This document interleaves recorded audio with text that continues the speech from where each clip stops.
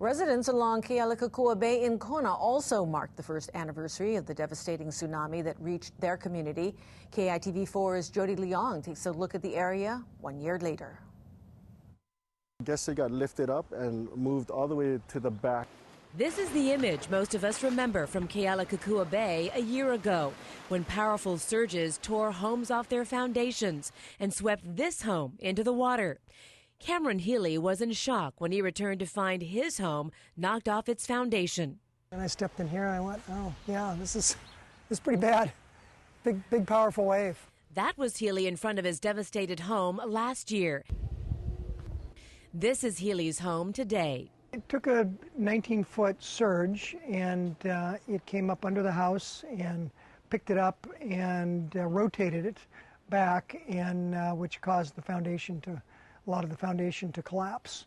Healy's new home is nearly complete with a more functional, much stronger foundation. And we've heeded the warning and we've raised ourselves 2.5 feet higher.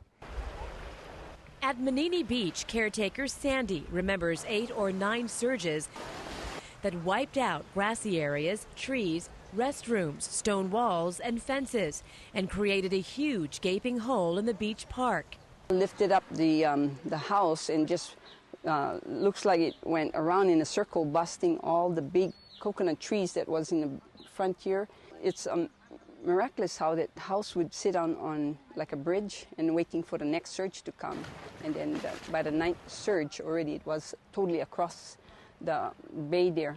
Healy says there has been no activity on the property and no indication the owners of the sunken home are rebuilding.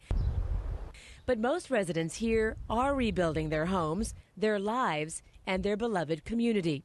The mood is totally different. People come, and when they see you, they kind of wave because we've all worked together. And every time we see somebody that had been in here, it becomes like a family thing. We take less for granted, and we're more grateful, I think, every day for what we have and for our relationships with everybody.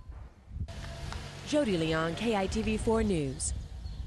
The owner of the sunken house is a realtor from Monterey, California, who was not available for comment.